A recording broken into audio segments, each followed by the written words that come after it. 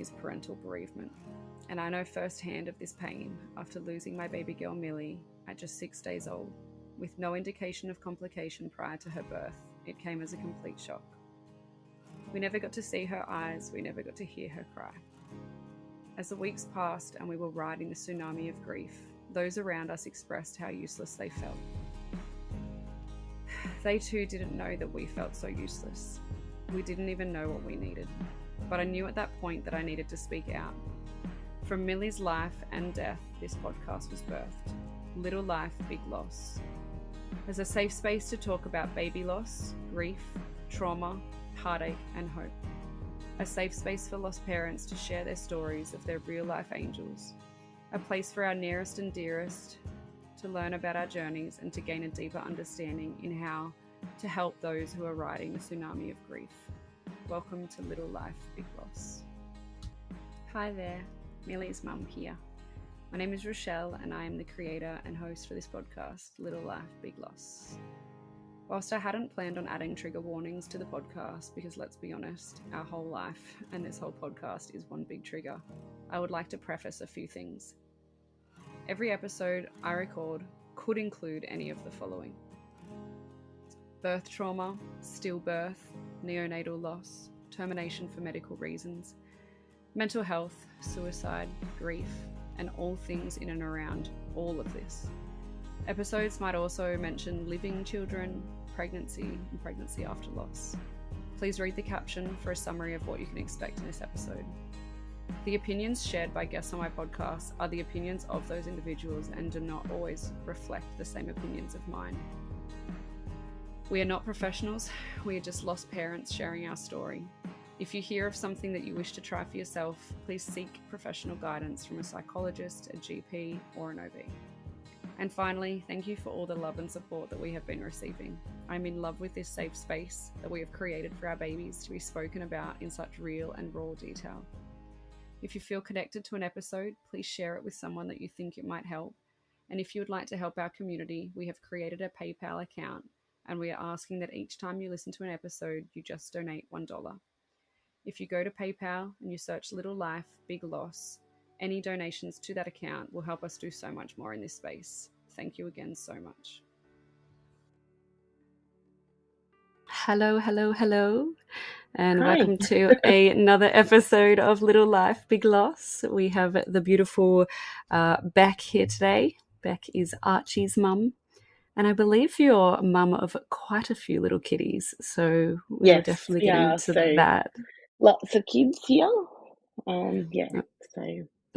Amazing. I can't wait to hear your story. So Beck and I met, well, we haven't met, but just not too long ago. When did we lose little Archie? Just in December. Yeah. And how did it happen again? Somebody messaged me and we organised the or did you message me? I messaged you. So I think it was like 3 days after I lost Archie, and I was in this place of like, there's no one around. And I know that sounds odd. It was like people were checking in but didn't really know what to say. Yeah. And I didn't really know how to go about living, I guess. Mm. And I remember sending you a message saying, like, I've lost my son and how do I survive? And I think you said to me that you sent a message when you lost Milli to someone saying, how do you breathe? You know, and I was like, oh, she gets it. Like, there's, she gets it. And that was my focus. It was like every single day was just like, how am I going to survive? So that's kind of how, because I had been following you on Instagram. Obviously, I hadn't engaged with you, but yeah, and I just thought, let's just send a message and see what happens. And that's what I did. And you were on the Central Coast, and I remember feeling like, oh my gosh, I feel so helpless because I'm so far away from you. But then I was like, wait, I know a lot of people on the Central Coast. And so I just kind of went to Instagram and said, can we create a meal train for this lady? And she's just lost her baby, and who can get on board and who can go knock on her door and clean her house or take her food or all sorts of things. And so I was so stoked. And I had like so many people that I didn't know that were dropping food to our door. one lady like made this bear that had Archie's name on it, and she was like, I'm sorry if this is not the right thing to do, but I felt it was the right thing to do. And that bear still is in our living room, like it's still there. So it I was, think that was my friend Jess. Was it Jess? Yes, I think so, yeah. Oh my God, she's an amazing human. So it was just, we had all these people that we didn't know that were just dropping stuff at our door, you know, and I was getting messages from people saying, do you want to talk, or do you want to have coffee, or, you know, so yeah, it was, you know, it was different for me because normally I'm the giver and to be on the receiving end was nice, just to know that people were there and cared, you know. So, and I think that was the biggest thing I was saying to people. I was like, I just don't want this lady to feel alone, because it's the last thing that I want anyone to feel is alone, because sadly we're not alone. We are so many people in this community, but even the people that were helping you haven't experienced loss. But and I think also because they were a lot of my friends from the Central Coast who probably felt quite useless when we lost Milli because they weren't close. So I think it was their way of being like, oh, I can help do the things that I wasn't able to do for Rochelle, and so let's help this lady. And I love that. And I know that my old church got involved, and I believe they brought meals as well, and they did reached out to you. So it was very kind, so I'm very grateful for that. So good. And so I'll get into the podcast and start by, I definitely want to hear, we don't always do this, but sometimes we do, and I want to hear like the journey of all of your kids and then leading into Archie. But first, my question is always, who was Beck before she experienced baby loss? Oh.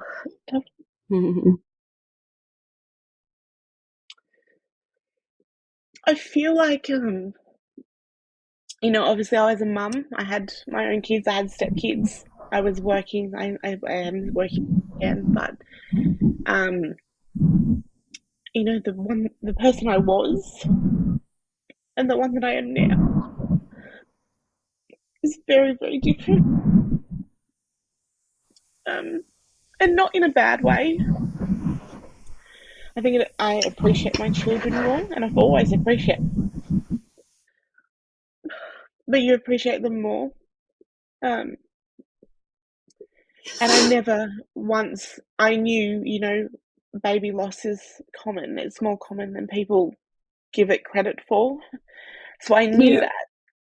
I just never thought it would be me. And I had had miscarriages before, so I'd been on the receiving end of that. But not like this, you know. This was next level, and it changes your priorities, and it changes what's important. So yeah, I'm not who I was, but as I said, it's not in a bad way. It's just, you know, the puzzle's been ripped apart and put back together in a different way. That's really the best way to put it. That's lovely. And I think I said it in one of our episodes, like broken isn't bad. Like broken can be beautiful. That's right. And we always are so different after, and sometimes it doesn't turn out so beautiful yet, or sometimes we're still in that broken, not so beautiful space. But I love that. I think one thing that was important for me was, because we have our other kids, I didn't want to be stuck in like the depressiveness of grief.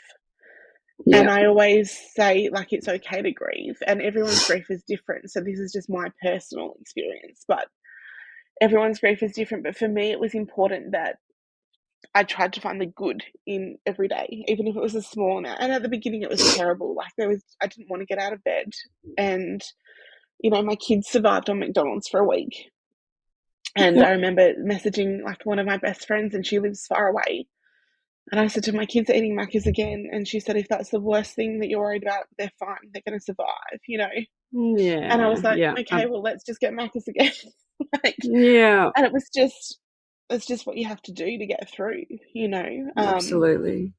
But for me, it was a very big thing of mind over matter that I had to try very hard, because I knew if I didn't, I would be stuck in the depressiveness of it, of not being able to function. and I didn't want that for my other kids. So that was, I guess, my driving force about how to, and we've got kids that range from 11 months. So I had Harrison in May last year and fell pregnant 6 weeks later, and then gave birth to Archie in December. So I had 2 pregnancies and a labour in 12 months, which is insane. Yeah. So, we've got kids from 11 months to go up all the way to 21. So trying, navigating how they feel, they're all different. Out of everyone, I think my 6-year-old is the one that feels it the most. She wants to hold Archie's ashes. She'll cry for him. She'll ask why couldn't he stay, and then it'll be days where she doesn't, every night she'll say goodnight to him and she's fine, she's happy to do that, and then all of a sudden it hits her like a ton of bricks and she's an emotional mess. Even this morning she asked me, does this happen to other people? And I said, what do you mean? And she said, well, do other people lose their babies? And I said, yeah, they do. I said, it's common. And that's probably one thing that with all of them is that I've been very open and honest, obviously age appropriate, but open and honest about, because it's impacted them too. It's not just me and my husband. So yeah, absolutely. Yeah, it's such a wild ride. I quite often talk about the impacts when somebody loses a child and that they have kids at home, because for me, I struggle still 9 months on to get out of bed and to have motivation and to do things, and I make myself do it, and then I might sleep for a day. If I didn't have this podcast today, I went to yoga this morning and I would have come home and just slept, because I'm just I can't even deal with the world today. And this is why I love the podcast, because it does make me not do those things, and it gives me the drive to do this. But I say it all the time, when you've got children at home, and I know that in the past people have said things like, and this is people who haven't experienced loss, but they have other kids. And I mean, it's very, and I don't know, Dylan used to think it, and I'm like, that doesn't make it better. That does not make, you still lost your child. And if anything, saying that, when after I lost Archie, and I can't remember exactly when it was, but I think maybe 2 or 3 weeks later, I put a photo on Facebook of my daughter and my youngest son, and I got a message from a mum through my kids that I know through my kids. I don't know her that well, and she said, "I'm so glad that you're over your grief, that you're posting happy snaps." And I didn't reply to her because I didn't know what to say, and I thought, is she having a go at me because I posted the photo? And it's like I've forgotten about Archie, or does she genuinely believe that I'm over it? And I honestly didn't know what to say, because I was just like, what do you say to that? Just gobsmacked, you will actually never, ever be over the grief of Archie. No, that's right. And I was just like, maybe she just doesn't understand. And I just couldn't process, what do you say back to that? And it was, and for me, it was also like, well, yes, I post photos of my kids and I post photos of Archie and I still talk about him. I don't think there's ever been a day that I haven't spoken about him. But what am I meant to do? Do I forget about my other kids and don't mention them anymore? Or do I only talk about Archie? Or do I?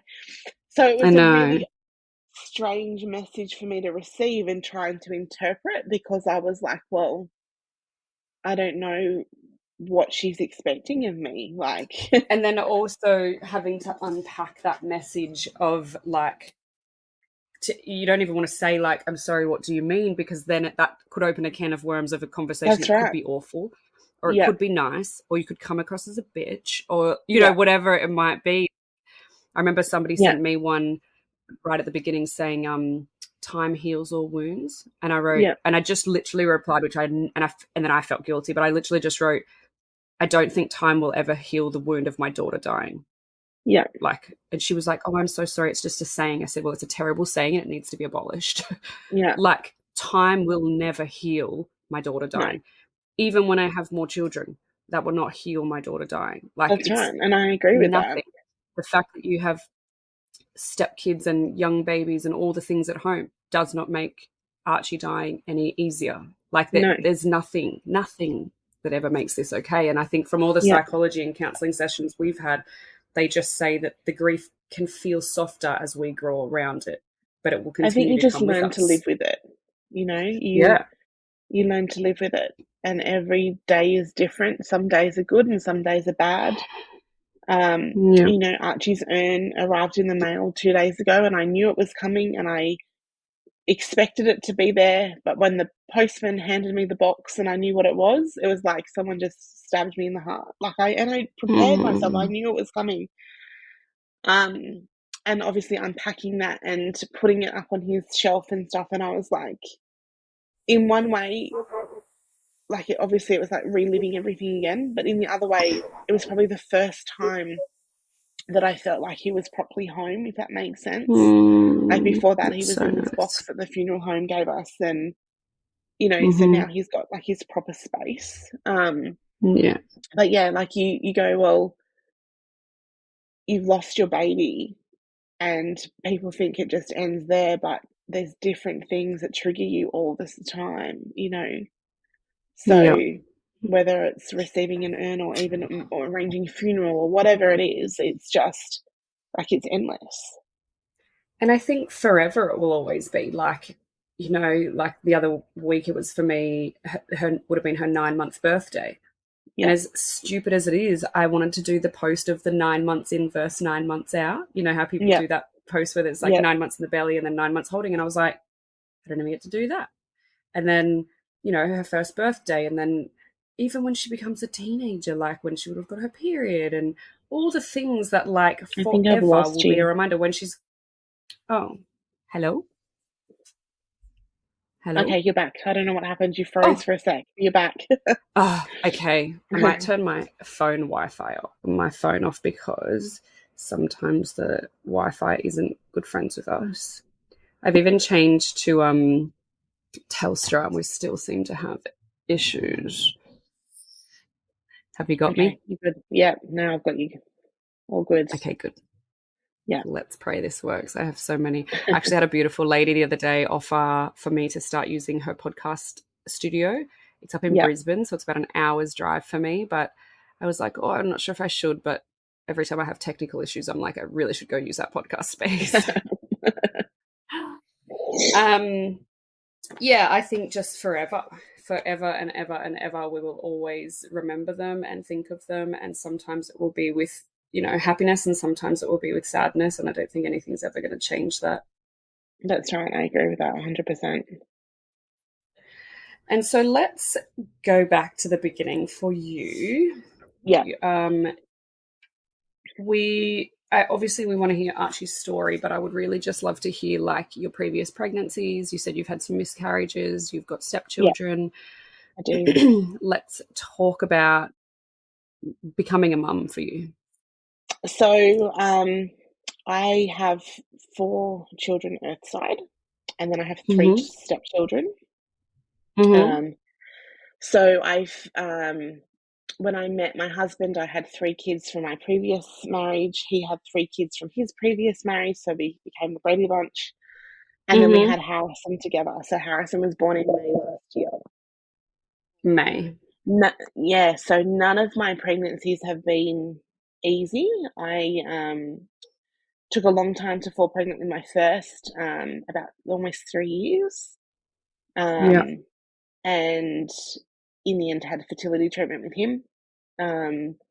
Fell pregnant, had complications in that pregnancy. I had a short cervix.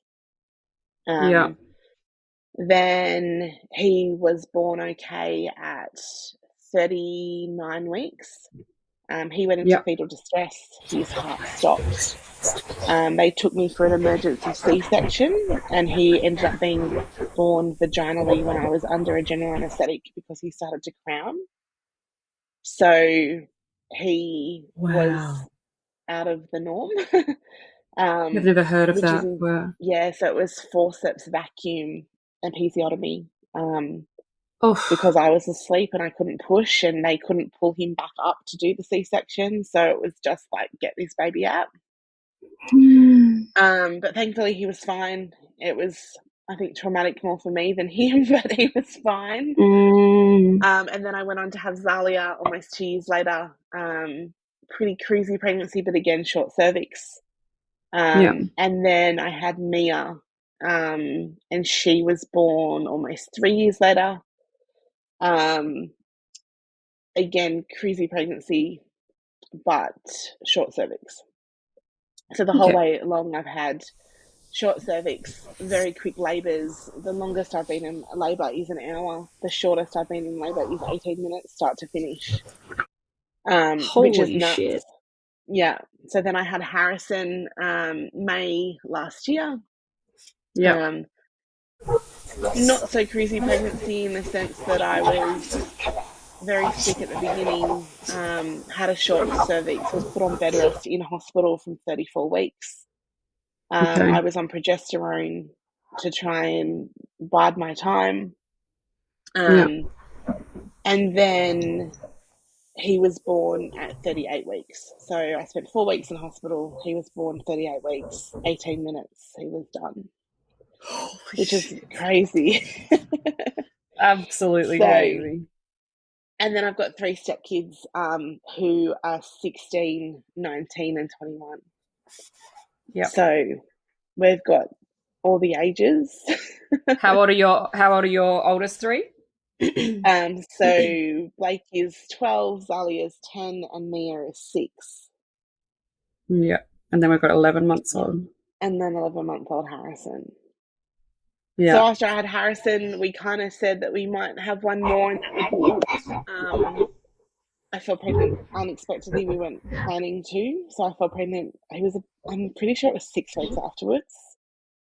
I went to my literally obstetrician. must have been your first period back, like your first. Yeah.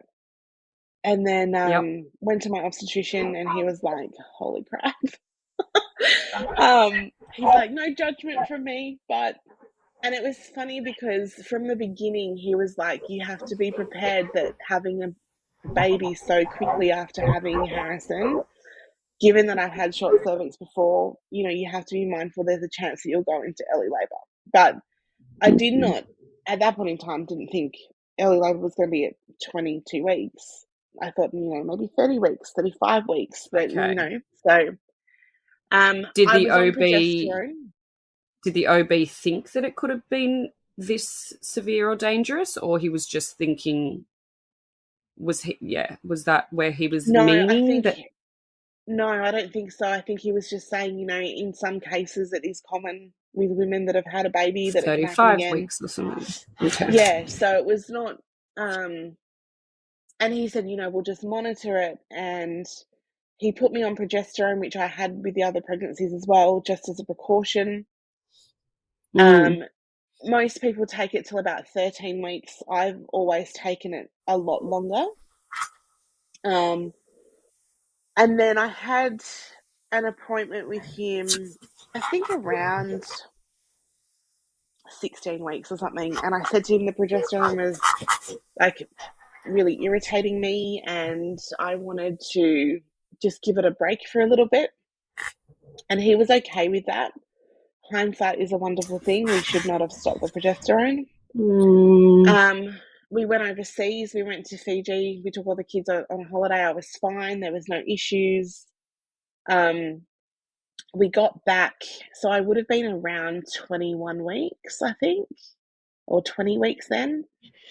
And I guess because I had miscarriages. So after I had Mia and before I had Harrison, we had multiple miscarriages in that time. So I was always a bit cautious, even with Harrison, of, we need to just wait till he's here. And then with Archie, the same. When I got to 20 weeks, I kind of felt like, okay, well, we've hit a milestone now, we're okay. So we went and put a pram on lay-by, like a double pram, because I was like, yeah, we're good now, we're fine. So we did that, and then I was booked in for a routine scan on the Tuesday. The Monday night, I thought I had a little bit of bleeding, but in fact, it was my waters starting to leak. I didn't know that because I've always been induced. My waters have never broken naturally. Ah, yeah. So I had no idea. And I was like, oh, it's just like a light pink colour. It's just a little bit of bleeding. Didn't get heavy. Sometimes it wouldn't be there. The next morning, it was a little bit more like red, I guess, so more blood-like than just light. And I said to my husband, I've got my scan anyway. There's no point calling. And he's like, I think you should call, And I was like, okay. So I rang. It was like 5 o'clock in the morning. I rang the birthing unit. I told them what was happening. I live an hour away from the hospital that we were birthing at just because I wanted the same OB that I had for all my other kids when I was living in Sydney. So we did that. So I rang them. They said, just come down, take your time. We're sure everything's fine. So I got there. The midwife checked. She put me on whatever the CTG machine. She said, no, baby's fine. She said, show me the blood loss. And I showed her and she's like, oh, that's hardly anything. And I'm like, yeah, see, I told you it was nothing. She's like, I'll call your OB just in case. He said, I'll just go for your booked scans. Go and do what you planned on doing. Go and have your scan done. I had an appointment with him that afternoon, like early afternoon anyway.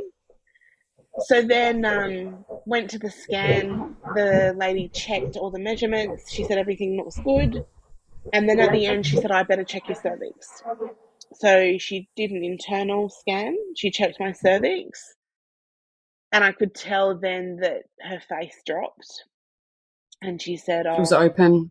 I think I'm going to go and get the doctor, not my obstetrician, like the radiographer doctor. And you kind of know when they come in and say that things aren't great. So the doctor came in and she's pointing at things on the screen and she's saying to me, sure you haven't noticed any like fluids breaking or your waters? And I'm like, no, nothing like that.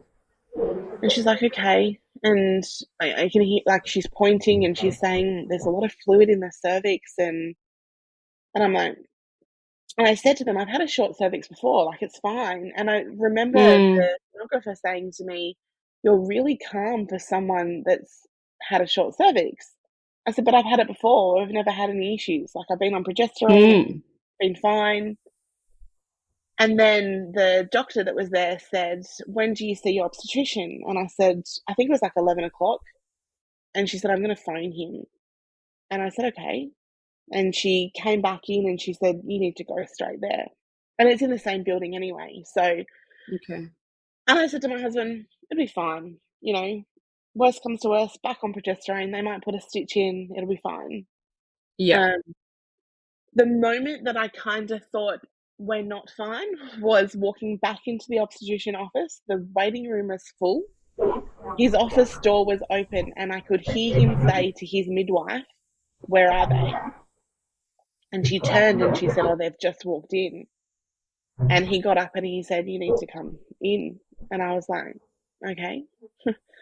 And he's like, sit down, we need to have a chat. And he said, this is serious. And I said, but I've had a short cervix before.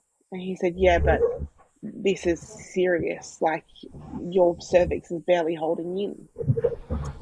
And he said, we have two options. I put you into hospital and you go into bed rest. And we try and keep the baby in there until 24 weeks. He said, but that outcome of delivering a baby at 24 weeks is not going to be a good outcome. He said, I don't think you'll get past 24 weeks. And he said, when I say bed rest, it'll be you will not be moving at all. Like any movement is critical right now. And then I said, well, what's option two? And he said, well, we put a stitch in. And he said, there's risks with that. Obviously, your waters can break. And I said to him, well, how many times have you put a stitch in and how many times have you broken waters? He said, I've never broken waters. I said, well, let's do that then. Like it was just common sense, And I was still a bit naive. So that was the Tuesday. He was due to go overseas on the Friday. And I said to him, so will you do it before you go on holidays? And he said, we're doing it today. And I was like right now. Yeah. Yeah. And then he wanted to know when I last ate. And I had to fill out like the admission form for the hospital. Um, so I walked out of the office. I got to the corridor and I burst into tears. And my husband said, it's going to be fine. You know, we'll put the stitch in, it'll be fine. We went back to the birthing unit. We waited and waited and waited. And they said, you know, you should be going in around 2 o'clock. I don't know exactly when I went in, but I'm pretty sure it wasn't until about 5 o'clock. And then I had the surgery. By the time I went from my OB's office in the morning, say around 11, and having the surgery at 5, I became 3 centimeters dilated and my waters were bulging. Oh, They gave me a general anesthetic for the surgery, but he had to turn the bed so I was on my head to push the waters back because he could not get the stitch in without that. The waters were pushing so far against my cervix that if he tried to put the stitch in with me lying flat, he would have broken my waters. I remember holy waking up in heck. recovery. Yeah, so it was full on. Like I woke up in recovery. I had the world's worst headache, obviously from being on my head for like an hour and a half or something. He ended up calling in another surgeon to come and help him because he couldn't do it by himself. So he saw me in recovery, and I was so sick from the anesthetic that I just kept vomiting. And he said to the nurse that was next to me, you need to stop that vomiting now because any pressure down there is going to burst those waters like now, Fuck. you know. So they gave me a really strong dose of Phenergan to knock me out, which worked. I was completely out of it. The vomiting stopped. I went to sleep. I got taken back up to the birthing unit. My husband was there. Meanwhile, you've got a 7 month old at home, right? Like, I'm Yeah, just trying to, like, Harrison's 7 months old and he's at home, and yeah. yeah, like it was chaos. My friend was looking after him. The kids were at school. Like it was just, Mm. yeah, you know, it was mental. Anyway, so So scary. I went back up to the birthing unit. My husband was there. I don't remember the conversation we had, but I remember him saying that my obstetrician had called him to say that, you know, the next 24 hours were pretty critical. Um, and then I went to sleep. The midwife kept coming in throughout the night. Um, at around 6 o'clock, she came in and she said, I just want to check your pad. And I still had a catheter in anyway. And she said, do you feel like your waters have broken? And I said, no, I haven't felt anything. And she's like, okay, I'll be back. And she came in again and she said, are you sure you don't feel like your waters have broken? And I said to her, well, I've had 4 pregnancies. I've actually never had my waters break naturally, so I don't know what it feels like. But no, I don't Mm. think they're broken. And she Mm. said, I'm just going to call your obstetrician.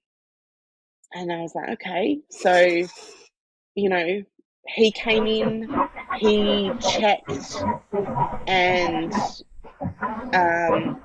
he did an internal. He said to me that they hadn't broken completely, but they were leaking a lot more than what they were. Mm. So now I was at risk of having an infection. He got another obstetrician to come in to just confirm, and she said the same thing. She said, "Yeah, they're gonna go." So he said we need to take the Meaning stitch the out. waters are about to break. Is that Yeah, like they're going to yeah, go they were and gonna the waters are going to completely. break? Yeah. So he said we need to take the stitch out, because if those waters break, because I had past history of having very quick labours, if my water's broken, then labour progressed really quickly, I would have been in a lot of trouble. So Right. um, Okay. I kind of had to negotiate with him a little bit and say, well, I don't want you to take the stitch out until my husband got there because I didn't want him to miss out on Archie being born. Mm. So he was okay with that. He said, well, tell him to hurry up, basically. Um, so we were waiting for him to come to the hospital. As I said, we lived an hour away, so he was getting kids to school and organising all of that, and then he headed down the So this was the freeway. next day. Was this the That next was day? the Was it? next day. Yeah, that Okay. was the Yeah. next day. Um, Between him arriving at the hospital The social worker came in, and I've never really had experience with social workers before, but it was, to me, a pretty horrible experience. So Archie was still very much alive at that point in time. His heart was still beating, and she handed me a piece of paper and said, "You've got to choose a funeral home." And I was like, okay. And she's like, "Well, I don't really know funeral homes up your area, but these some Sydney ones." Yeah. She handed me this piece of paper when my child was still alive. And she said, "Oh, you've got to just be careful because some of them take advantage of parents that have lost their children." And I was like, okay. And then by that time, my husband walked in, and I couldn't even look at her. I still remember my body was how I was positioned on the bed. My head was turned. I just wanted her to leave. Like, I was like, absolutely, just leave, And she said to me, it's normal to feel upset after he's born. And it's normal to have grief and feel grief. And she said, but after 6 weeks, if it's still consuming you, you probably need some help. And I was like, so you're telling me after 6 weeks I'm not going to grieve anymore? Or, like, it just didn't make sense to me. So I was very anti the social worker. And I know she was just doing her job, but I just thought, you're not doing your job that well, No. No, that's awful. She didn't really explain the process of, even things like what happens when he's born, like where does he go or anything. Like, none of that was really explained by her. Like, the midwife did, but she didn't. So she left because I think she could tell that my body language was not great. Yeah. So my obstetrician came back in. He removed the stitch, and then he said, "We're just going to wait and see what happens." He removed the stitch, and then a little bit after, I can't remember exactly time-wise, but I stood up and my waters broke properly. So the midwife was aware of that. And then we waited and we waited and waited, and I had nothing happen. No contractions, nothing at all. So he decided to put me on the drip to just try and get my contractions to start. And I ended up being on the labour. Yeah, so I ended up being on the highest dose. And I felt nothing. I didn't have a single contraction the whole entire time. And in my mind, it was like my body was saying, this baby should not be being born. Like, so in the end, he came in and he said to me, "You don't have a choice. You're just going to have to push." And I said, "How do you push when you don't have any contractions?" It was, it was, and I think that was around maybe 5 o'clock. And I think I ended up pushing for 2.5 hours. And it was going from the bed to them asking me to sit on the toilet to see if that position would get him to move. And they kept saying to me, "Are you sure you don't feel anything?" And I'm like, "No, I don't feel anything at all." Finally, the pushing worked and he ended up coming out breech, but he got stuck. Fuck. Yeah, did they know he was breech?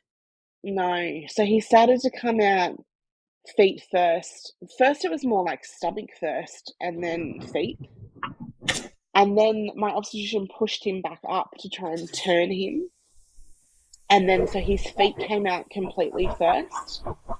And then, and this is going to be very graphic, so I'm going to say that as a little warning. But, go for it. Then, so his feet were there and he was stuck again. So they told me to walk from the bed to the toilet to try the toilet thing again. I could feel his legs dangling between me, which is horrific.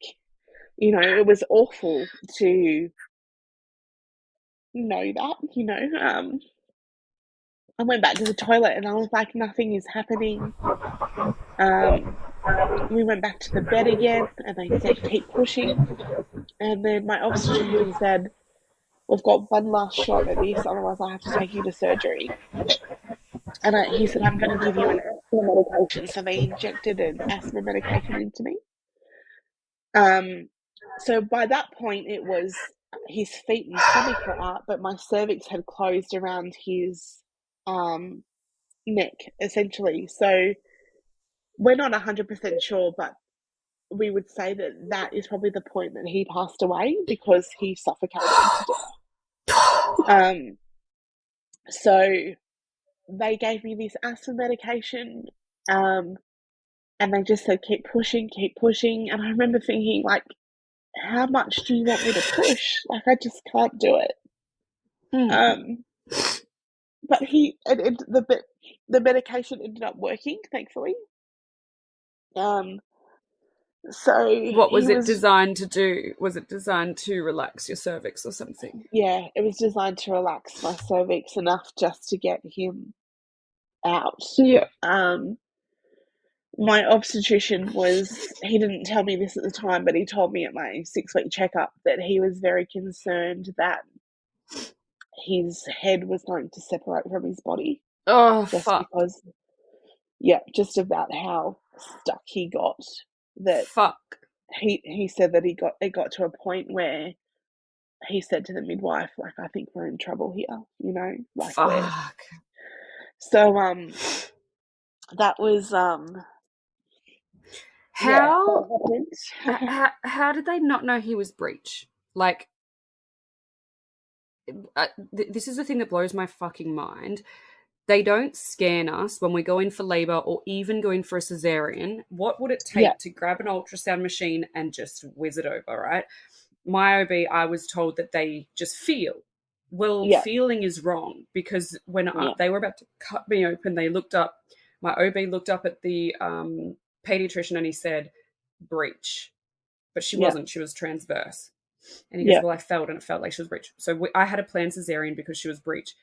Why, when you were in labor, would they not have just quickly scanned to see the position of the baby? Like, I think because he was so, like, his gestation was so young that he would have been so small anyway. Yeah, the further you get along, the baby generally is in the right position. I know in some cases they're not, but in this case, it was kind of like, well, regardless of the position, he should come out easily because of his size. He's so small. Yeah. And they were like, I remember saying to them at the beginning, like, will this be like a normal labor? Will I feel things? Will I not feel things? The midwife said, well, in her experience, you will get some mild cramping, maybe some minor contractions, but generally the baby kind of just falls out. Well, that didn't happen to me at all. It was like opposite effect of, it felt like to me that my body did not want to give birth that day. So he was born. He obviously didn't take a breath because he got stuck and that, was suffocated. So they cleaned him up. I had to then deliver the placenta, which again I had the same issue with because my body was like, what are you doing? So they gave me medication for that. They were concerned that I hadn't. My obstetrician was more concerned about making sure it came out properly and whole. So he like triple checked that over and over and over, turned it over and he said, I think it's fine. So then we had some time with Archie, and then another midwife came in to say that she was going to go and dress him. So she did that. I went and had a quick shower and I started shaking, and my husband was like, are you cold? And I was like, no, I think I'm in shock. Like, it was... Absolutely. I couldn't stop shaking. And then the midwife brought him back in, so we had time with him. Heartfelt wouldn't come and take photos. They said that his gestation wasn't enough. Well, that's what the midwife told me. So I was a bit upset about that. But then a few days later, I messaged them on their Facebook page and thought, well, maybe they could come and take photos at the funeral home. And they gave me a number to ring, and I called this lady, and she said, I'll speak to someone. She said, does he look like a baby? And I said, yes, he does. Like, he's fully formed. He's just small. And she said, well, that's their biggest thing, like under 22 weeks is. I said, well, he was almost 22 weeks. He was like 21, 5 days, something. So, and then I never heard back from them. So I was like, what are we going to do? So the lady that did our wedding photos, I messaged her, and I was like, this is going to be completely left field, and I understand if you don't want to do that, but could you please come and take some photos? And she agreed, and I said to her, I don't care what it's going to cost, I'll pay whatever. So she agreed, and she came to the funeral home. But so the photos we got at the hospital were just on our phones, which is fine. We've still got them, but and then it got to a point where I think we were there for maybe 4 or 5 hours afterwards, and I didn't want to stay in the hospital because I didn't want to go into the maternity ward. That was my biggest thing. So they weren't in a hurry to push me out the door. My obstetrician wanted me ideally to stay the night. He was concerned that I would get an infection because of how much I was poke and prodded. So he gave me IV antibiotics before I left. But I was so anti going to that maternity ward. But then I was also conflicted because I was leaving Archie behind. So that was really hard to go. Like, I didn't want to go into the maternity ward when you've got all these mothers with their newborn babies, and there I am, not with mine. So I struggled with that, like, trying to make that decision about what to do and not what to do. And I was also cautious about going home to the other kids as well, like, they obviously knew what was happening. We called them in the afternoon before he was born because I didn't want them to go to bed and then wake up the next day and kind of go, well, what's happened, So we rang them and just explained that he was going to be born, but he was going to be too little. And my 12-year-old, we've got like a security camera at our front door, and he was here with my mum and one of my friends. And I watched him, like, he got on his bike and he left the house, and I was thinking, that's the worst possible thing that he could have done. Like, why did they just let him go? But then, in the other point of view, like, I could see that, they were saying he was just an emotional mess and he needed space. But yeah, he didn't go far. He just rode around our block and came back again. But, here I was an hour away, and I'm like, I've just broken his heart. And I'm not there to help him. So that was really hard as well.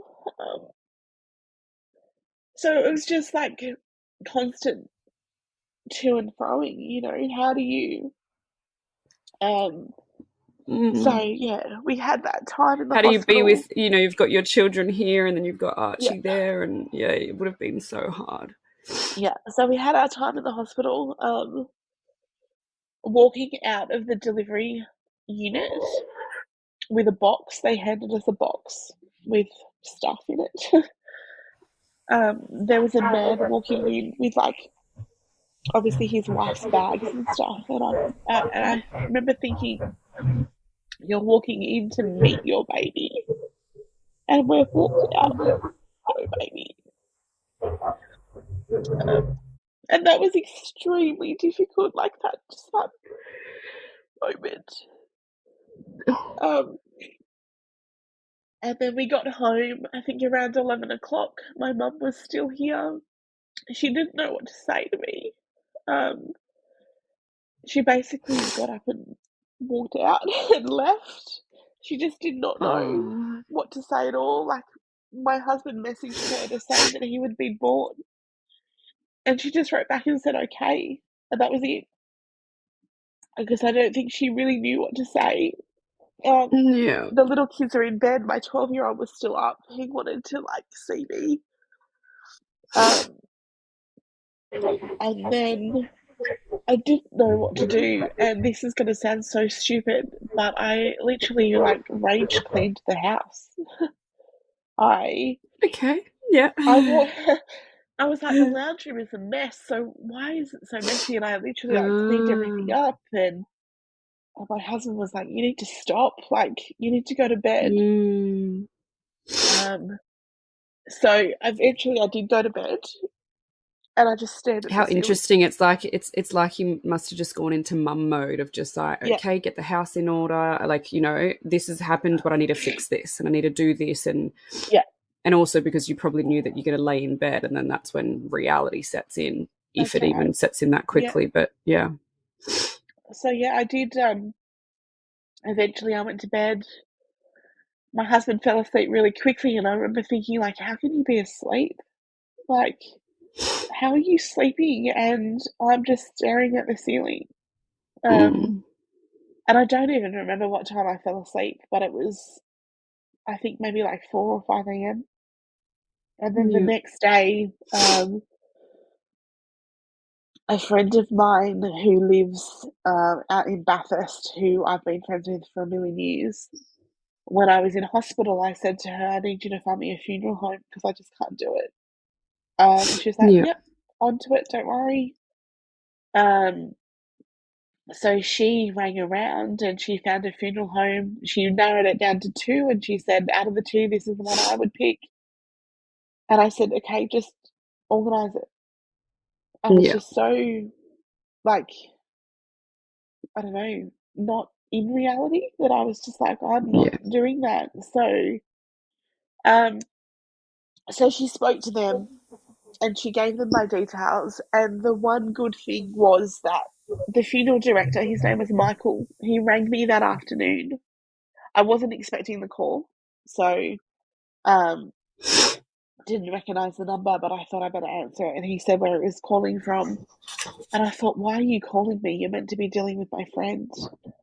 But he Mm. said to me, I think it's really important that you have a say in this because you need to make the decisions for Archie.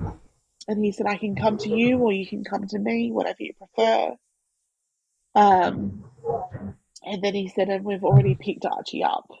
And I was like, okay, all right. So that was like a Yeah. big thing for me. It was, I went from, I don't want anything to do with the funeral to, well, we need to have this conversation. Um, Yeah. so later that afternoon, we went and met with him. Um, one thing that, which I changed was he said, oh, obviously a baby funeral is very difficult because it's not like it's a grown up funeral where you've got stories to share about them or anything like that. And he said, so I can just pick the readings and things for you if you want. And I was like, no, I want to pick everything. Like, that's important to me. Yeah. So we went through and picked everything. So we did that. There were some things that, my husband and I wanted to walk in with his coffin. He kind of said, well, that might be confronting for other people. And I was like, I don't care. you know, Yep. I just don't care. I asked if he would be willing for us to have time with Archie there, and he said yes. So that was good of him. Yeah. So we were able the following Monday, we were able to go and spend time with him there. The older kids came with us. I didn't take the little kids because I thought I was protecting them. Hindsight, I think I probably would have taken them. I think that Yeah. they would have been able to process their grief easier or differently to how they do it now. They've obviously seen Okay. photos of him. Um, they've all asked me, like, why didn't you let us come and cuddle him? And I've said, I was trying Oh, to fuck. protect you. Um, Mm. so, That's so you hard. think you're doing the right thing, but are you actually? I don't know. Mm. So, um, then at the funeral home, I said, oh, can I have the blanket that he had at the hospital, I just assumed that it was sent with him. And they said he didn't come in a blanket. They wrapped him in like a white sheet type thing, and he had his beanie on. And I was like, so where's the blanket? And he said, I don't know, it wasn't given to us. And so I rang the hospital and I rang the birthing unit and I just explained what happened. I said my son was stillborn there. So that I think that was the Monday, so it was like the Wednesday before that he was born. And then she said, I'll get the midwife that was looking after you to call you back when she's on tonight. She's on night shift. And I said, okay. She didn't call. The next day, the the nursing unit manager called me and she said, we don't have the blanket. It's been discarded. She said, you didn't ask for the blanket. And I said, I didn't think to ask for the blanket. Like, I just lost my child. And then she said, but I found another one that looks similar. You can have that. And I paused. And she said, well, the other one had his blood and fluid on it. And I said to her, that was the whole reason I wanted that blanket. I don't want a clean, fresh blanket, you know. I wanted that blanket. So she apologised and she just said, you know, maybe you should have been asked if you wanted the blanket. And yes, you should have been asked, not you should have asked. You know, not just assumed that I would have asked for it if I wanted it, because I wasn't thinking straight at all. So the funeral home were good in the sense of I got an angel gown made from my wedding dress. He had an angel gown on from obviously someone that donated one. I was really funny about, I didn't want him to be cremated in my angel gown because because it was made for his size, I wanted to keep that. So they put it on him and then took it off him. Okay. Yeah. They gave me his beanie back, so at least I've got the beanie because that was originally on him. And they said, well, he can be cremated with that, or we can give it back to you. And I said, no, I want that back. So I probably drove them nuts with my little requests on the way, but I'm so glad that they, you know, did all those things for you, and I'm sure you didn't drive them mad. I'm sure they knew exactly where you were coming from. Yeah, so it was just, you know, the hospital didn't take handprints, so the funeral home took handprints. I don't know why they didn't, but they just gave us footprints. So they took handprints for me and gave me that, and so it was good in that regard. So, yeah, it was like a whirlwind few days of just so much happening. You know, his birth was quite traumatic for me, not just in the sense of losing him, but just the physical aspect of it was traumatic. And then you just deal with the after effects of how life continues to move on. I had a bit of a mind battle because the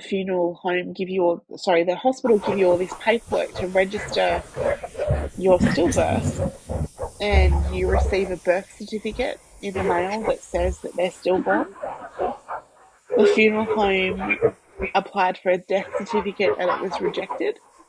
So they said that because he was stillborn and didn't take a breath, he's not warranted to have a death certificate.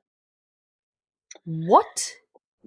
Yeah, so I looked into that and I was like, surely that's wrong. But apparently in New South Wales, especially a baby that's of smaller gestation, say between 22 weeks and 25 weeks, it's up to the discretion of birth, deaths and marriages. But in most cases, a death certificate is not given for a stillborn baby in New South Wales because they didn't take a breath. So if you Google that, it comes up and says, nope, you don't get one. Fuck. Yeah. Which I struggled with because I was like, of and I know it sounds course. petty, it sounds really stupid, but they give you a birth certificate. So I why think do they that's what not I'm give you most a blown death away with. certificate? Like, I think that, yeah, I think that's the strangest part. It's like, but hold on, you're acknowledging that he was born, but you haven't acknowledged Yeah, that he's died. no. It would So almost make more sense if they did it the other way around, where they that's right. acknowledged his passing, which would still be equally as traumatic to not acknowledge his birth, but that would make more sense than the way they've done it. So you now have a Yeah, birth certificate for your child, but no death certificate, so he should be here. yeah. So we've got a birth certificate that has his name on there, and in brackets it says stillborn, and it looks like a normal birth certificate that you get for any child, um, and no death certificate. And that was I one of the out of all of it, that was one of the most head fucky things. Sorry for my language. yep. To comprehend, because it just didn't make sense to me. Like, how can you say It no? doesn't make sense. And then I got an email from the funeral home to say that the application has been cancelled. And I assumed that because it was cancelled, that I would have at least received a letter from Birth, Deaths and Marriages to say it had been cancelled, and I just had nothing at all. And I guess, like, logistically, my brain is going, okay, so your birth certificate is going to say the date and the time, but the death certificate would say what? If I'm looking from their perspective, for Yeah, us or for you, you're like, okay, well, it would say the same date and of similar time if they have to put yeah, the time on there. Otherwise, it would just say the same date. And now I'm just trying to think back to Crystal. Crystal was one of the girls I interviewed on the podcast. She lost baby Whitaker 3 years ago.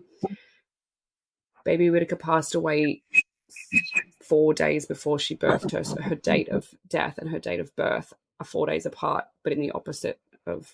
right, yeah, And I'm trying to think of what happened with their birth certificate and death certificate, or if there was one. I know that in one of the interviews, somebody talked about receiving a birth certificate that just had deceased stamped on it or something like that. Awful. Or maybe that yeah. was someone over in It's terrible. Canada. Like it's neither way of any of these things is a nice way to do it. Like, that shouldn't be, like you're saying, out of everything, that was the most head fucked part. And that's something that I believe could easily be changed with legislation.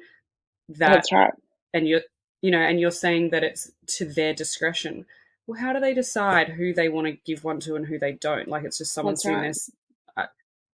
Yeah. And the Whoa. funeral director, he said to me, like, you might not get one because of his gestation. And I think even he was surprised that it was just across the board. If you have a stillborn baby, you don't get one. So if he had, And just so in he New was South born at, Wales. so he was born at 7:31 p.m. So had he taken a breath and lived for 10 minutes, I would have received a death certificate. But because he did not Wow. take a breath, there's no certificate. And like when we got Milli's, so we got her birth certificate and we got her death certificate, and I do recall those things arriving and it being like, holy fuck, like this is reality. Yeah. And it said the wrong age. It said that she was 1 day old and she was 6 days old. And I just kind of like didn't want to deal with it. So I just put it in our safe and was like, it's fine. And then somebody else sent me a message like, oh my gosh, my baby's death certificate arrived and it has the wrong age on it. And I was like, oh, so does ours. And as soon as I told the funeral home, she was like, absolutely not. This is not okay. And she complained and sent it back and she did all that for me and they reissued it. So it's like such an important document, but they can get something like that so wrong. That's right. Yeah. And if it is such an important document that you don't deserve one because your baby didn't breathe, then how can they then make such easy mistakes on mine, being that her age was wrong? Like, That's exactly right. I'm So, so sorry that was your experience. That's really awful. yeah, it was just, it was like one thing after another, you know. A few weeks after I lost Archie, I went to my GP.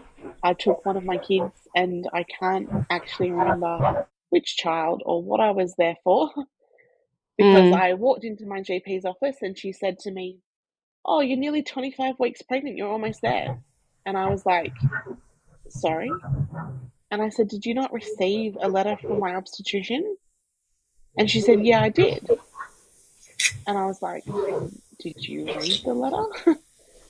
And I said, "The baby was stillborn." And she said, "No, that's not the letter I got." And she opened the letter on the computer and it said that I presented at hospital with membranes leaking. It explained my birth. At the bottom, my obstetrician wrote that the baby was stillborn. He wrote the name. He wrote that we were planning a funeral. He wrote that he planned on checking in with me afterwards. And she said to me, "I'm really sorry, I only read the first line that said I presented at hospital," and then read the bottom line that said he would follow up with me. So she just assumed that everything was fine.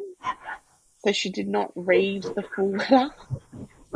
And I was completely gobsmacked that she even said that. And I remember thinking, you are never, ever going to do that again to anyone else because you will read every bit of correspondence that comes through. Um, and as I said, like that just, I can't even remember why I was there or for which child because that completely overtook the whole appointment, you know? Have you ever been back to see her? I feel like I don't know if I could ever see that woman again. I've been back once, but I kind of feel like, should I keep going back? Like it's like burnt into my mind, and I'm just like, Absolutely. maybe I should not be going back there. And I've thought about it, like Mm. maybe that was my sign to go and find a new doctor because, I mean, it's up to you. Everyone would take that scenario different, but I just picture walking in there and then, like, when we lost Millie, my GP booked me in the next day. yeah, What I didn't realize is that she's a bit tech challenged. She booked in to call me, but she didn't tell me that. So I got this text saying that I have to go see her at 8 o'clock the next morning. And I was like, I'm going in. Went in my jammies, like literally yeah, the day after we got out of the hospital. And I wasn't meant to be there. They were just going to phone me. But she took me into the room and she cried with me. She yeah, held my hands and she was like, I am so sorry. Like, what has happened? Like, and then I just yeah, told her everything and she just cried with me, and that's a good GP. That's a GP yeah, that should be in that role, not one that just shuffles through some. And it, like, admittedly, Dr. Luna was expecting to get a letter about Millie's birth and all the other things. So yeah, it wasn't at 22 weeks, so not defending your GP at all, but she probably got it 22 weeks. Oh yeah, she's okay. Da da da da da. Like, but that's right. that's still not okay. Fucking read every Yeah, fucking detail. that's right. As I said, my obstetrician went above and beyond. Like he put in his name, he put in when we were planning a funeral, like he put everything in there, and she still just read the first line. And That's awful. yeah, and as I said, I can't remember even why I was there. I know it was for one of the kids, but I can't remember why or who or because it just completely overtook the whole appointment. And I remember walking out of there and like just thinking, what the fuck was that? Like Yeah. Yeah, it's awful. so, And it will but continue. Like, I feel like that shit just never stops. Like, sometimes that's right. things just get said, or it's just the life of being a lost parent now, is that Yeah, we will constantly be triggered. And I guess it's up to us how we handle it. And I think the stronger I get, also the harder it gets, because whereas I used to just break down, whereas now I like hold my shit together, but then I come home and just like sleep for 4 hours because I've just been like, yeah, be sane, be sane, be sane, don't say anything, don't react, like, rah, rah, rah, yeah, rah, and then you come home and you're like, okay, I just need to sleep for a week. Except you can't do that because you have other kids to raise. So it's like, it's sleeping again. so, sorry. There's so many challenges around that. You can't come home and sleep for a week. You have to be a mum to all these other kids as well. So, That's right. Yeah. mm, So it's definitely a journey. Um, yeah. and everyone's journey is very different, because, Yeah. everyone grieves differently. Um, for me, I think if I didn't have the other kids, I think I would be in a much worse place just because I don't think I would have the motivation to want to do anything. Um, Mm-hmm. so, yeah, I'm grateful that It's hard. they're there, but it doesn't Yeah. necessarily make it easier. You just kind of manage it a bit better. So, Yeah. And I think also, like you were saying at the beginning of the podcast, is that like you also have to manage their grief and their hurt and their trauma and their that's right. pain and all of those things. So that's like, again, just another element. And I don't know because I haven't looked into it myself, but I don't know if there is many resources out there. Obviously, this podcast is great because people can all share their stories about what they're Yep. doing that is working or not working with their kids. But I don't know if you have resources and help for how to help grieving kids that lose a sibling. There's on the SAM's website, they have like a booklet about how to, I guess, speak to your kids and navigate that. Um, Oh, that's good. so that a friend of mine actually sent that to me when before I knew that, like we knew that Archie wasn't going to make it before I went into labour. She was like, "Read this." Um, Oh, wow. so there is plenty of books out there. There's the other thing that, I guess because my kids are school age, they've got access to their school counsellor. My Oh, son good. sees her quite regularly, and she Yeah. knows everything that's happened. So she's able to navigate that with him, and he enjoys going to see her and finds it beneficial. So, Yeah. um, and they all manage their grief very differently. Like my middle child, she doesn't really say much about it at all. Um, she doesn't even really cry that much about it. And I don't know if that's like later on it might hit her or, Mm. but then Mia, who's like the second youngest, she is very vocal about it. She, as I said, she says goodnight to him every night. She takes, in the hospital, my husband bought like this little lamb that he had, and that was like his first little toy, and she takes that to bed with her. So, like, they all just have their different ways of dealing with it. The older kids don't really talk about it much at all. Like, when it happened, they were very adamant they wanted to come to the funeral home to see him. Um, Mm. and I kept like just saying to them, it's probably not going to be what you expect, and how he looks might be different to the photos we took and things like that. But they were like, no, we definitely want to come and meet him. So they did that. And are they glad that they did that? Was that a good decision? Yeah, it was a good decision, and that's part of seeing how they were and how they reacted, which I don't think was negative at all. Kind of makes me regret not letting the other kids go, but Mm. they're obviously they're older, so how they can Yeah. process it is very different to say a 12-year-old or a 10-year-old. So, um, Absolutely. so sometimes the younger kids have been upset, and I've said to them, "Do you want to look at photos?" And they say yes. So we scroll through photos and have a look. Um, as I said, Mia will like hold his ashes, and she's like, "I want to hold him." She asked lots of questions because I think she's at that age where they don't really think there's no filter. Like they don't think about will Yeah. it upset someone or not. So she just, and it doesn't upset me that she asked the questions, but yeah, she'll ask hundreds of questions like, why did it happen? How did it happen? How did he get born? Like, does it happen to Mm. other people? So, last night, all of a sudden, she had this overwhelming thing of grief, like she burst into tears. Um, and then she decided that as a family, we were all going to go outside and find the brightest star. And she's like, look, he's shining, that we can see him, like he's above our Oh, house. So so that's just her beautiful. way of dealing with it. But they're all Mm. different, So It's just, Yeah. it is what it is. And Just like we all are as humans, right? Like, you know, they're all yeah, their own individual personality and different emotions and different ways, whether you're an empath or etc. So it's yeah, just in littler form. yeah. So yeah, I you will just got say to on make that it. as well, one of my biggest regrets is not letting more people meet Millie Yeah, after she passed away.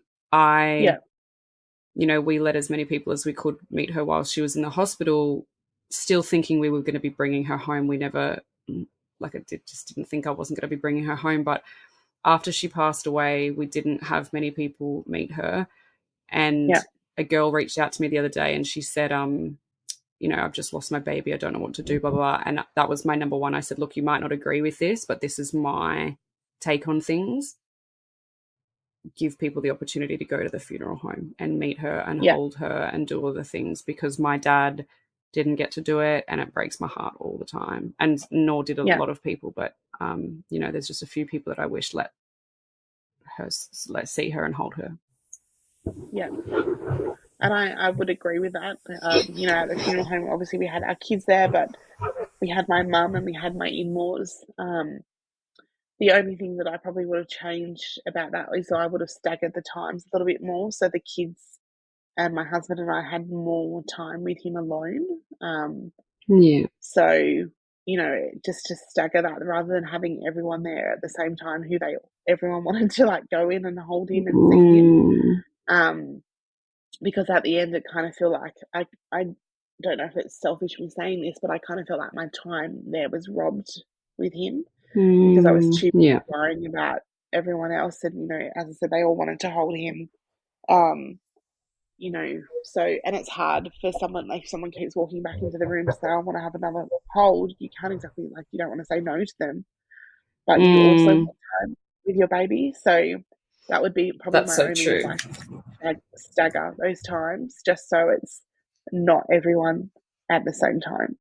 Um, And I think also when in the moment, I'm like, I don't like saying that I have regrets, because, you know, everything felt right in that moment. But I think I was probably in protection mode as well. And like, I was like, no, that's my baby and that's my time and I will hold her. And, yeah, you know, so maybe that's where I was at in that moment, where it was like, I didn't want to share her, essentially. yeah, yeah.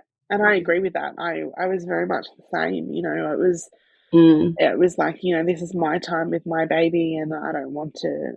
And I remember like walking into the funeral home and they had him like laid out on this nice little satin white bench thing. And Mm. um, I obviously knew what he looked like. I had just seen him a few days prior, but walking in there and just seeing him again, and I just felt like this overwhelming sense of like, that's my baby. And um, you know, even the first time that I saw his coffin, like when the funeral director walked the coffin round to us, and I remember like saying to my husband, "Shit," like, because you don't Tiny. expect it. You know, it's tiny, and your brain Mm. knows that you'll have this tiny baby, but to see a coffin that size, you don't, like, it Mm. didn't register to me at all. Like I was just like, Yeah. baby's small, but you don't, because I think, you know, in most situations, death is generally older people.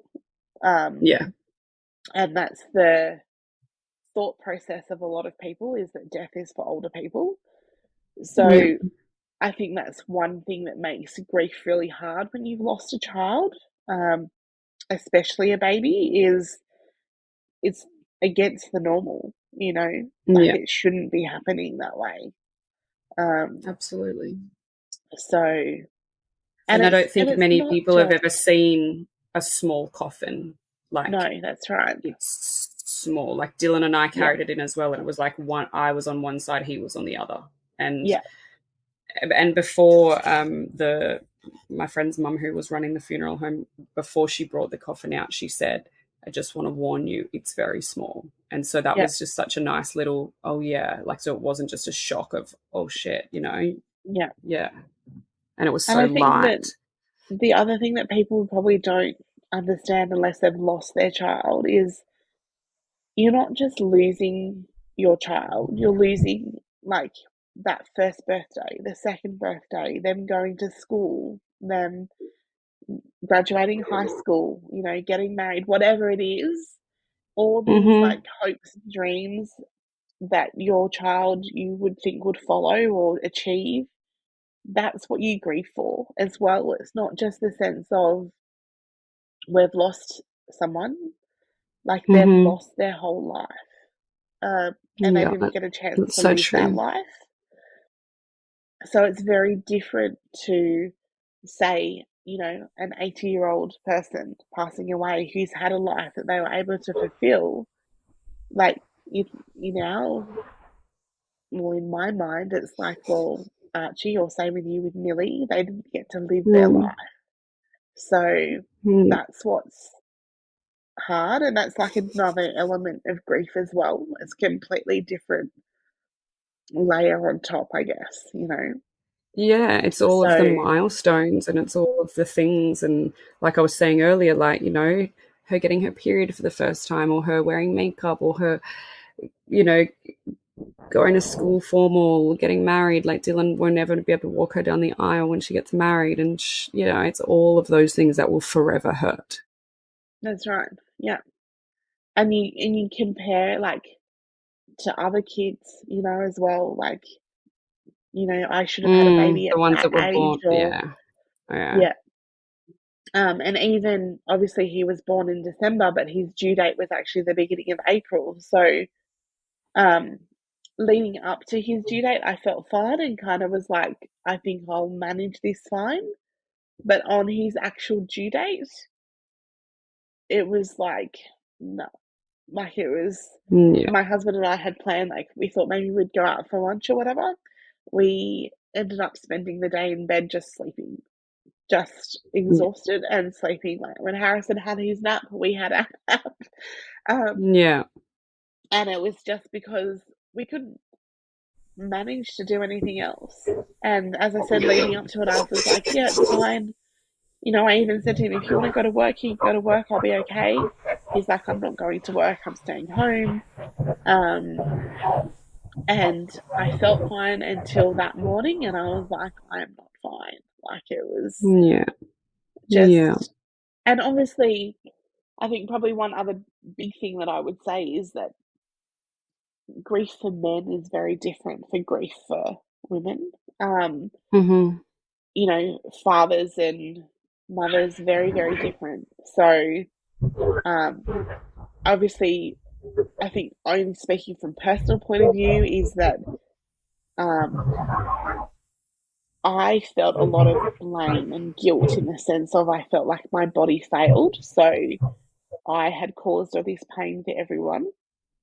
So I kind of Mm. felt like that I'd caused grief for everyone else.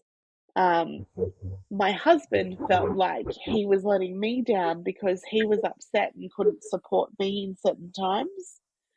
And then he was also worried about what I went through physically as well. So, it's very different. So we kind of, and it won't work for everyone, but we kind of implemented this system where I said to him at the very beginning when we were going through it quite badly, I would say to him, what's your number? And he'd be like, what do you mean? And I said, well, out of 10, what's your number? Like 0, I need help now. 5, I'm okay. Or 10, I'm great. Because Mm. they don't communicate. They like to bottle it all up. So it was a lot easier for me to be able to like send him a text and be like, what's your number at today? And he'll be like, I'm at a 6. And I go, okay, well, he's okay.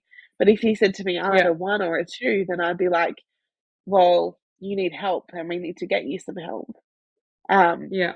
And I know that it won't work for everyone, but that's kind of what worked for us. And by being able to say that to him, if he said to me, I'm low, like I'm a 1 or a 2 or a 3, I would be able to have a conversation with him and say, like, what's triggered that. And I'm not Yeah. discounting anything that he's saying, but it was like an opening, I guess, an opening starter to get information out Get of them him. talking. It's so great. Yeah. Yeah. Because they don't want to talk. And, it's very, I guess, society says men shouldn't speak, they shouldn't have emotion, they shouldn't feel grief. They shouldn't feel depression. They shouldn't feel sad or anger or anything like that. So that was a big thing for me, was that I wanted to make sure that his mental health was okay, because I didn't I knew that it would be very easy for him to get stuck in like a rabbit warren and go into a very dark place. So just checking in with him was important. So yeah. Yeah, that's so good. I love that. On a scale of 1 to 10, where are you at? Yeah. And then I think, like, also I met up with Crystal and Ryan Whitaker's parents a couple of weeks ago for a coffee with a couple of other with another girl, and they are really open in talking about their experiences as husband and wife, and then going on to have so they lost their first child and then going on to have their second child. And they were saying, like, a lot of the time when one was feeling strong, they would hold the other one up and vice versa. But they said at one point during their pregnancy after loss, they were both down a lot and they really struggled to bring each other up. But I think the importance of that is, like, even when I'm down, like really down, I don't expect Dylan to bring me up. I am fine to be left alone. But I struggled sometimes more when he was always okay, which I think he did to be my strong husband and to hold me up. But I'm like, sometimes, like, I just want you to be down with me. Like, just like show me that this is really shit and that I have good, valid reason to be a broken mess. That's right. But since my mental health has been stronger and better, he has shown more vulnerable sides and stuff, which is so nice. Yeah. Yeah.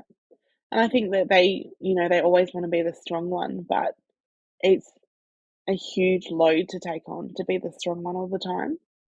Absolutely. And I think that, obviously just speaking from experience, but I think if you show them that it's okay to be vulnerable and to express their emotions, that you kind of become their safe place and they're happy to do that. And it doesn't need to be, a 3-hour conversation. It's just enough to just know that they're going to be okay, or for them to explain how they're feeling. Because trying to get it out of them is very difficult. So yeah.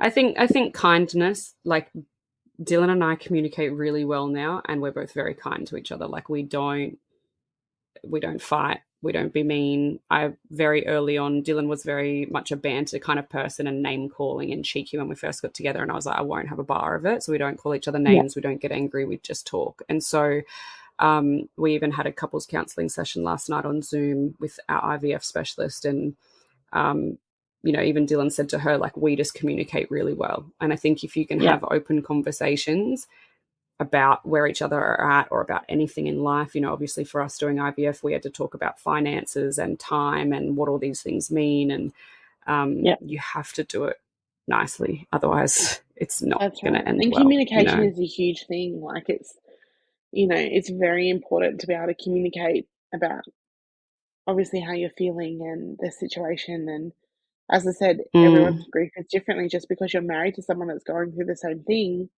they will grieve differently to, say, how you will, or, so I know that his grief is very different to my grief.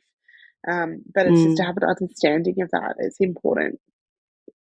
I always think of the other people that witness these things. And so, when you were explaining what you were going through, I was thinking of your OB and the nurses and all that. Like, when you were upside down and they were trying to save your cervix and your waters and your baby, like, imagine the stress they were under.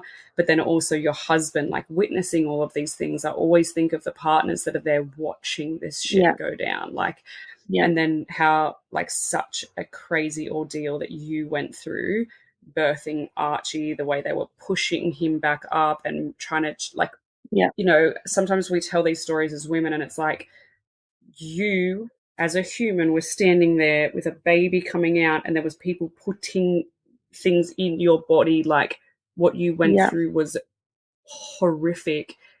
And then other people were also watching that. And so it's just this... when you're telling a story, like, I imagine it as a whole, and it's just wild. I remember when I went to my 6-week checkup, my obstetrician said to me, like, you were so incredibly strong. He said, I don't know if I've ever had a mother that was being that strong. And I was like, it wasn't me. Like, I didn't feel like I was the strong one. I felt like he was the strong one. I know that's his job, but like he stayed there the whole time. He didn't leave. The midwife, her shift ended and she stayed until he was born. Like, I did not see myself as the strong one. Afterwards, like when I thought about it, I was like, well, that's actually a pretty cool thing for him to say. But yeah, like at the time, I was like, here are these people that sacrifice their time with their family. Like, I think her shift ended at like 4 o'clock in the afternoon. She could have gone home. She stayed till 8 o'clock that night. She's like, I'm not leaving until this baby is born. And, so from like their point of view, they were like looking at me like she's the strong one. But I was looking at them going, these people have Thank you slept so outside. much. And, so just different interpretations, I guess. Absolutely. Like, yeah, I was thinking of your strength and all of that while you were saying the story, but then I was also, I always think about the other people that are witnessing and what must go through their minds and the stress and anxiety and the pressure that they feel and all of those things as well. Like, it's just, I think also I want to kind of recap a lot of things because there's been so many amazing points in here, and I never do the podcast as a structure of like asking certain things, but your story has relayed so many things that I think is really good. So heartfelt not coming, yes, I think was a really big thing. I think that's really sad. And I do know some heartfelt photographers, and so I'm going to reach out. And I know that they do have they can't go to every birth, and I know they do have a certain gestation that they do go for, but I think not hearing back from them and then them not communicating the reasons why, etc., or I think that's a thing, and I think that needs to be discussed. I think the way that you spoke about the grieving siblings and the support that they get and the school counselor, and there's books, and then there's the SANS website was really good. I think also from a midwife's perspective, like, don't throw out things that you think could be valuable to the parent, because I know for us, when I opened my Precious Wings box, I don't know if there was anything that was thrown out, but they had all of Milli's bandages and her wrap, like all of her things that I didn't think ever that they would have kept for us. And I was like, oh my gosh, how cool, they kept this. So keeping all the things that just even touched that baby is amazing. And as I said, like in that moment, I wasn't even thinking about asking for a blanket, but 5 days later, I was like, hang on, I want the blanket. Absolutely. So even if they just kept it for like a few weeks, it makes a difference when emotions are starting to settle a little bit, and you can think without a black cloud above your head, to go, well, and it was even the courage to make the phone call in the first place. So like to psych myself up enough to be able to have a conversation, to ring them and say, this is who I am, this is what happened, and I want my blanket. And then to be told we don't have the blanket was like, why? Like, it's something so simple. Just hand over the blanket. Like, even if you think that, it's stained or whatever it is, put it in the box. It's and the stains that we want. Yeah, that's right. If the family doesn't want to keep it, they can decide later on when they're thinking clearly if they want it or not. But just put it in the box. So when we left, because a lot of people do say that they're so traumatized by leaving the hospital with a box, we actually weren't given anything to leave with on the night, because they gave us the option, but they said, look, we still want to do some things with Milli. They wanted to take a lock of her hair and do her footprints, and they said, and we'll gather some of her things. And I was like, yep, that's fine. So we picked up the box, or I think a friend picked up the box like a week later. I quite liked that, because we didn't leave the hospital with a box, like a lot of people say is traumatic. But also it gave them time to collect all of her things. And they were things, like I said, that I never would have expected, like her bandages and her, bracelets and stuff, which I'm so stoked with. But her little red book that's never going to be filled in. I mean, that's so fucking traumatic as well. But that's also a thing that, if midwives, etc., are listening, is that, it could be that the box isn't given to the family member right there and then, it's kept, and somebody can go into the room and collect all the things that would be of value that you could open up later and go, oh my gosh, I didn't even think of this. And then the box is delivered later or something like that. That's right. Yeah, I agree with that. And then I think also the whole birth, deaths and marriages thing is just a whole other conversation in itself. Yeah. But yeah, I think you've made some amazing points in here, and I think your story is just so incredibly heartbreaking and so many elements to it. There's so many layers, and yeah. Yeah. Every story is heartbreaking. It's just, I think it's important to, you know, if you know someone that has lost a child, keep talking to them about it, say their name. You know, since we lost Archie, there's people that have never mentioned his name, never said anything about him whatsoever, even like family members. My sister-in-law, who I know will probably listen to this once I share it, because anything I post about Archie, she's onto. But has been amazing. Like, she ordered a Bears of Hope in his name that got delivered to our house. You know, we got his urn from Olive and Kin, and as soon as I posted that, she was like, I'm going to make a donation in his name. And all the time she was like, I want people to know of him and I don't want him to be forgotten. And as a mum, that's like, you can't ask for better than that. So yeah, that's really important to just say their name. Like, you know, you don't have to make a donation, you don't have to do anything else, but if you know, mention them, it makes a huge difference. So yeah. Yeah, he was here and he was born and he is your son and he is important. So yeah. I get messages all the time from people like, I just saw the most beautiful pink sunset, or I just saw a butterfly, or I saw a feather, or this shop was called Milli, or anything. And I just it just keeps their spirit alive, and it's so kind. That was one. I wanted to ask you one more question. At the beginning of it, you said your husband had messaged your mom and said that he was going to be born and he wasn't going to make it, and she just replied, okay.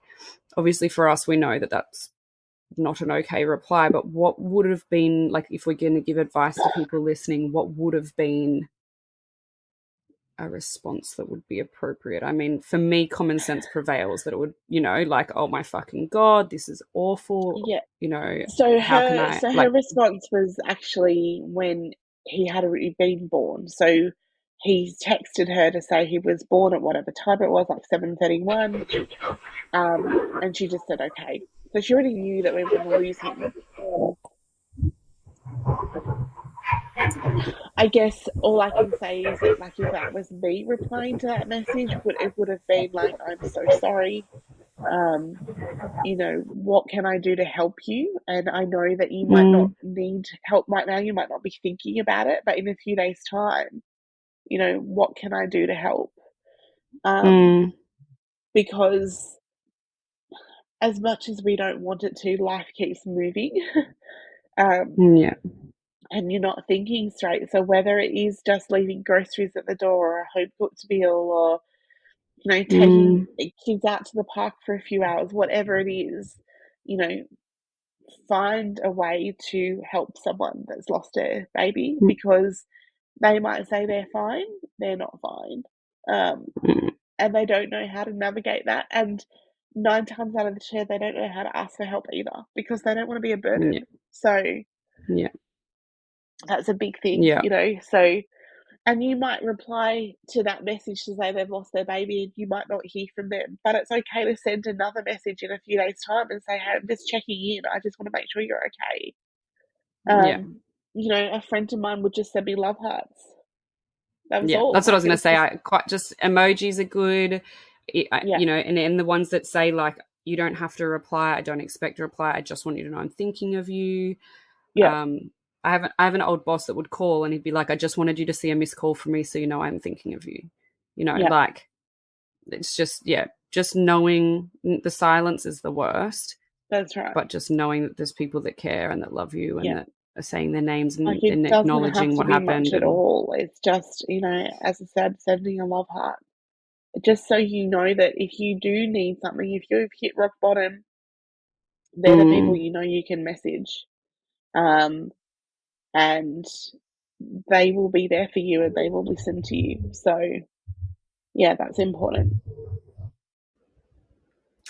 Thank you for listening to the episode with Beck and myself. The end of the podcast actually cut out on us, so we just have so many technical difficulties with getting this podcast up and running, but we worked through it.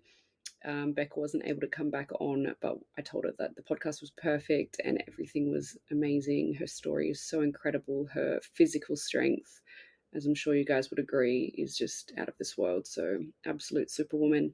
But I did just want to jump on and record a quick ending just to thank her for her time and close off the podcast. So thank you again for listening. We love and appreciate you all.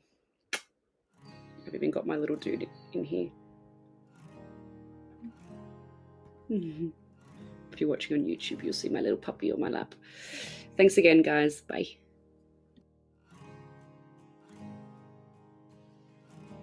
Thank you for listening to Little Life, Big Loss. If you are here because you've experienced baby loss recently or a long time ago, I am so sorry. If you have never experienced the loss of a baby, but you are here to learn, thank you. If you are here because you have just had the news that you have to make some really tough decisions, I am so sorry. I hope these podcasts give you the help and the guidance that you need. If any of today's conversation has triggered any uneasy emotions for you, please contact Lifeline on 13 11 14 or lifeline.org. Another organisation working specifically with pre- and postnatal depression and anxiety is Panda, Panda. You can find them at panda.org.au. And remember that postnatal depression and anxiety does not discriminate. It can affect both men and women, mums and dads. Please seek help from your GP, psychologist, your local hospital, a midwife, OB, Lifeline, or Panda. I love you and I miss you, my Milli.